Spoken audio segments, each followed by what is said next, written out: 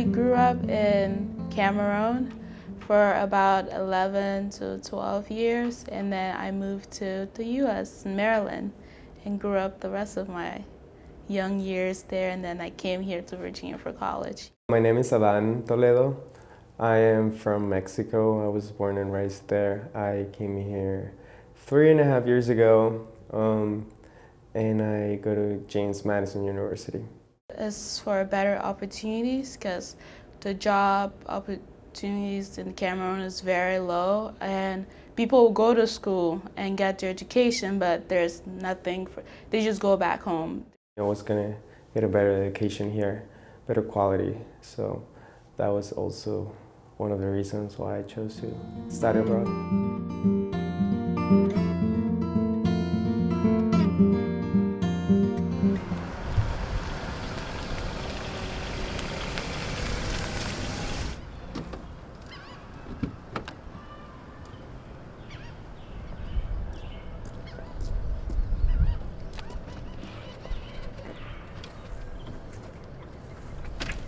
It was really difficult at the beginning. I remember maybe the first 2 months, it was really hard. I was crying almost every day because in Spain you go to a university and in your first class you just have 2 friends where you can hang with them. It's like you know them. Maybe okay, they are not your private friends forever, but you can hang with them on the weekend. But here it was no one talked with me. I think everyone found strange that I was from another country and I couldn't speak well the language, so it was really difficult. Yeah, I speak English really fast, so it's actually really hard for me to understand at first. And then sometimes there are people that were welcoming, but then there are also people who make fun of my accent or because I was different, I wasn't from here. But then I found a couple of friends who were actually really nice and accepting. She came to me, she's like, "You're American, aren't you?" And I was like, how did you know? I thought I wore a scarf and everything. I thought I was blending, and she's like, "You're the only person at this school with a backpack." And I was like, that'll do it. We are celebrating today Hinamatsuri, which is known as Girls' Day or Dolls' Day in Japan, and it's celebrated every year on March 3rd. The history of the day is that the dolls are basically said to possess a way of ridding everything of bad spirits. So in ancient Japan, they used to float the dolls. It was called doll floating, and they would float straw dolls down a river into the sea, and basically would be taking all of the bad spirits away with them. In the class, everyone raise their hand and comments. It's so really different from Japan. In Japan, everyone silence, more. But I like more American style of classes because I can take more information from other students' comments or something. So America is unique in how we're all about your sports team and what club you belong to. That's kind of how you determine who your friends are and what social status you are, basically. And I haven't heard of anyone saying that exists in Europe. Hola. ¿Cómo estás? Bien, ¿y tú? Bien. ¿En cuánto tiempo sin verte, no? Sí, sí. Y estamos aquí. ¿Querías tomar algo? Vale, sí, pues voy a coger una cerveza o qué. Una cerveza, sí. Todo bien. Pero ya tengo abierta la punta.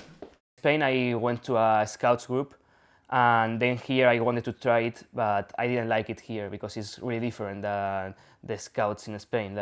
In Spain, the Scouts are the hippie people, but here is really militarized. People involved in my ministry, they've helped me navigate my way through what I want to do, and I have really cool friends.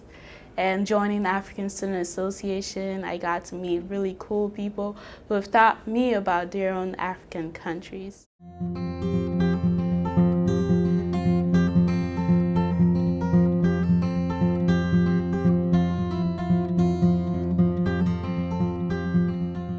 The campus here in ODU is really better than the campus where I studied in Spain, and the services that they provide, the computers, the gym, and that's also a good thing. Here, I don't know any professor that is not a doctor. In their fields, they're experts. They have PhDs, they're lawyers, they're very experienced and very qualified people. And back home, most of them, almost all of them have master's degrees, but some of them have PhDs, but not all of them. Before going inside a university in Spain, you have to take an exam, and depending on your grade that you get on that exam, it's the major that you can study. So it means if I wanted to be a doctor or something like that, I have to get a really high grade on this exam. If I don't get this grade, I have probably to study another thing. And the education is like 300 people maybe in a room. You have no opportunity to talk with the teacher at all.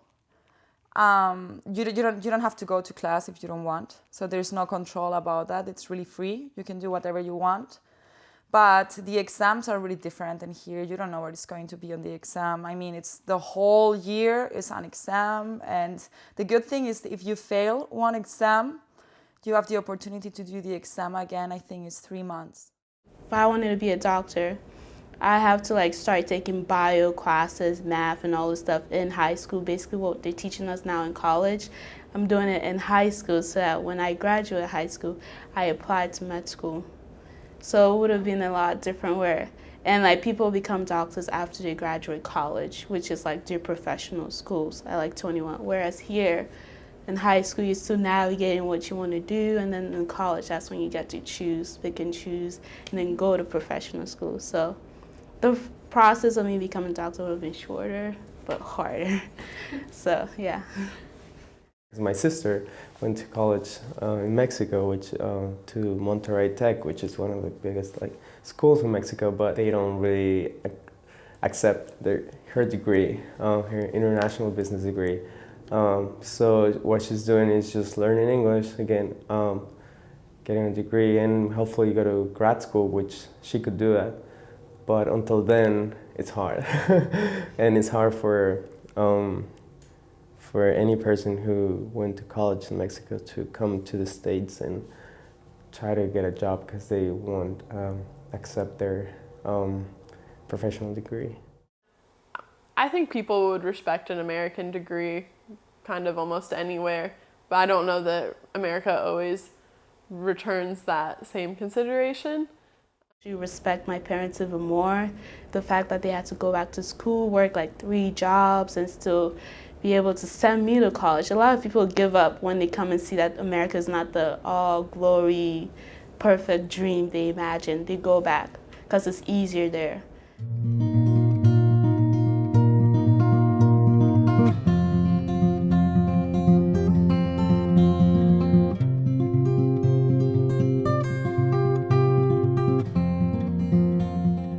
I want to try to stay here, although I don't like it at all. It's because here I have the opportunity to get a job and get well paid. But yeah, I'm planning to stay at least for 5 years, 3 years, and then trying to go back with more experience to Europe. I know I'll remember this my entire life, and I just grew as a person. I think changed my view of the world. I'm definitely glad I got to live in Cameroon first before coming here so I can see like the difference. But yeah, living here it's been challenging but good. Like it's helped me grow spiritually too, and I think it's also helped me grow closer to my family, especially during like the really tough times we had to stick together. I've met a lot of people, a lot of wonderful people. I've also improved my English, and yeah, I learned a new culture or a different culture, and yeah, I think I benefited a lot.